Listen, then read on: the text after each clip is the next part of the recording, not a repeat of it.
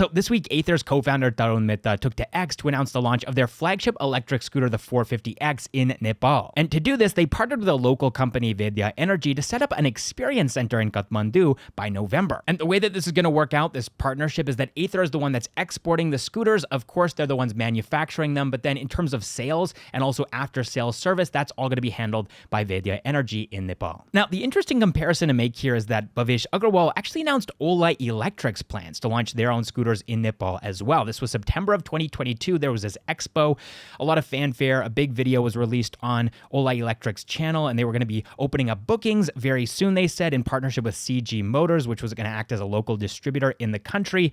And there was a lot of Indian people in the comment section of that video who were excited and proud to see an Indian company going international in this way and actually selling electric scooters in a country besides India. But then we actually did our own research. We made a video about how likely it is for Ola Electric to be a very competitive global player, and we found out that there really weren't any runs on the board in terms of Ola Electric entering the Nepal market the way that they had claimed. And so if you actually look at CG Digital's website, you'll find that the only electric vehicles that are actually being sold by this company at the moment are four-wheelers. And so it seems like that partnership either fell through or it's still taking time to actually sort out the details of that arrangement. And we actually saw in the comment section of the debate that we made on this topic that some local people from Nepal have confirmed that you can actually buy Ola Electric scooters as of yet in Nepal. And so it seems like even though Ola Electric was first to the punch when it comes to actually announcing their entry into the Nepal market, in terms of actual runs on the board and probably sales, Ather may actually come out on top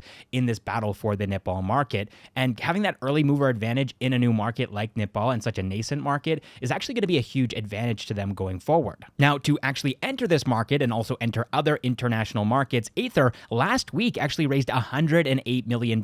We didn't get a chance to cover that because it happened after we recorded the news video, but that was big news. That's a ton of money. And it's basically going to enable Ather to compete with Ola Electric on the global stage. And so while in some ways it does feel like Ather is up against an 800-pound gorilla and Ola Electric is just going to crush them, they kind of already are. They're the market leader in the two-wheeler electric space here in India. But at the same time, keep in mind that Ather is backed by Hero Motocorp, the world's largest manufacturer of two-wheelers, and they could potentially pour hundreds of millions more into the company to continue to fuel this international expansion so that Ather can enter markets, global markets, that Ola Electric just hasn't had the time or the energy or the resources or the attention span to actually go ahead and penetrate. And also keep in mind that Ather is kind of always focused on quality over quantity, whereas Ola Electric has kind of taken the opposite approach. That's their reputation. They release the product, and then if there's issues, if there's glitches, if things aren't working, then they'll repair them, they'll recall them, or they'll fix things up. They'll put a patch into the software, they'll update the operating system, and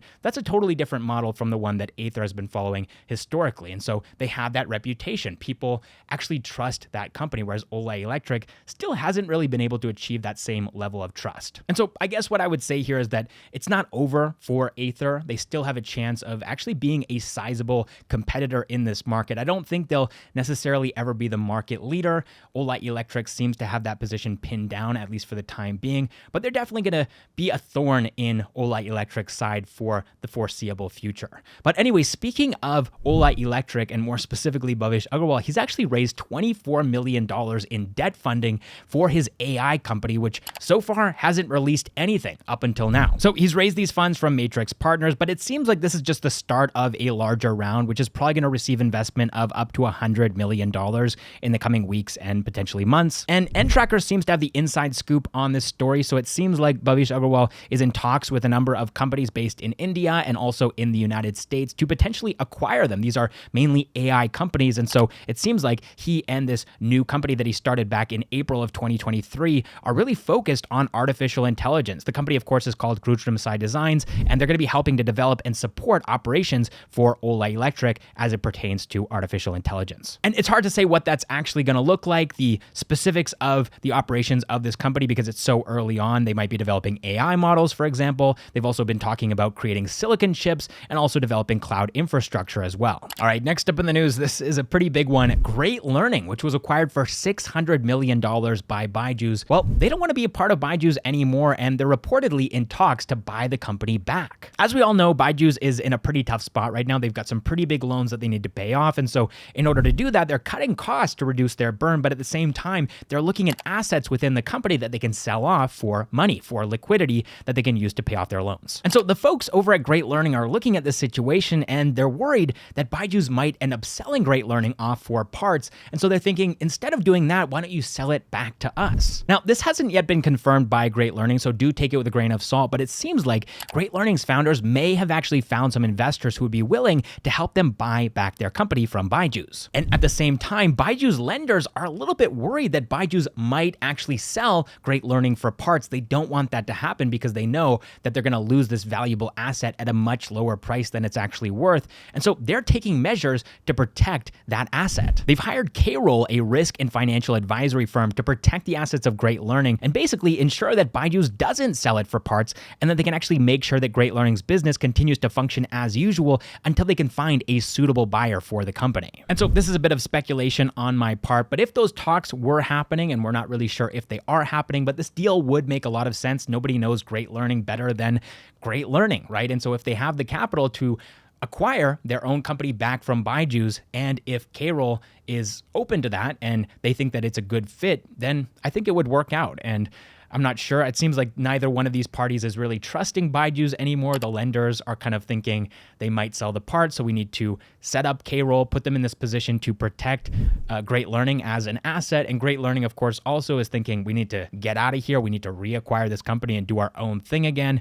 Doesn't really look good for Byju's, and the last couple of months haven't been looking good for Byju's, but that's the situation. All right, next up in the news, last week we talked about how Ritesh Aggarwal was joining Shark Tank India as season 3's latest shark, and now news has come out that Dipinder Goyal, the founder of Zomato, is going to be another shark on the show. So this might actually be the first Shark Tank season that I'll watch in its entirety. I really want to see Ritesh Aggarwal and Dipinder Goyal, that synergy happening on screen. These are founders that I've been tracking and looking at for many years, and I'm really excited to see how the season plays out. And just like Oyo, Zomato is in the middle of a turnaround story right now. 2 months back in August, Zomato posted their first ever profit of 2 crore rupees in Q1 of FY24. And despite being questioned by the media for Zomato's disastrous performance on the stock markets, Dipinder has managed to focus on his business and turn things around in a big way. And this is reflected in the company's stock price, which has more than doubled in the last year from an all-time low to nearing an all-time high. This is a huge comeback story for Dipinder Goyal and his company,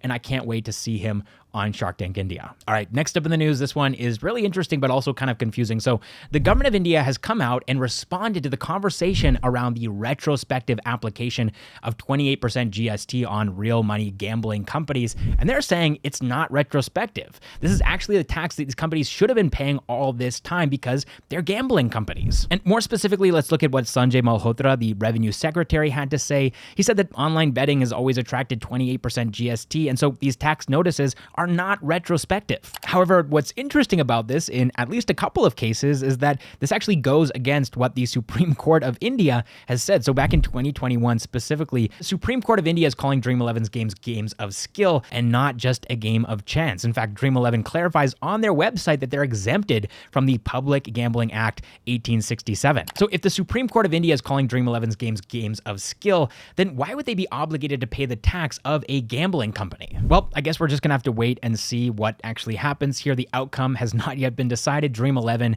and a number of these other companies are going to be fighting this in court. All right, next up in the news, Ola is doing everything that they can to stay in the news. So this week, they launched Ola Parcel, basically a hyper-local delivery platform, the same way that Dunzo did, the same way that Swiggy Genie did. And this is going to be the same price as Ola's bike taxi service, 25 rupees for 5 kilometers and 50 rupees for 10 kilometers. And of course, they're also going to be using their own electric scooters for this service. All right, next up, let's move on to the funding news this week. It was actually a pretty good week when it comes to raising funds for Indian startups. $154.53 million were raised across the entire ecosystem. Now, a bulk of this capital went to online insurance platform Insurance Deco. They raised $60 million in their Series B at a valuation of $600 million.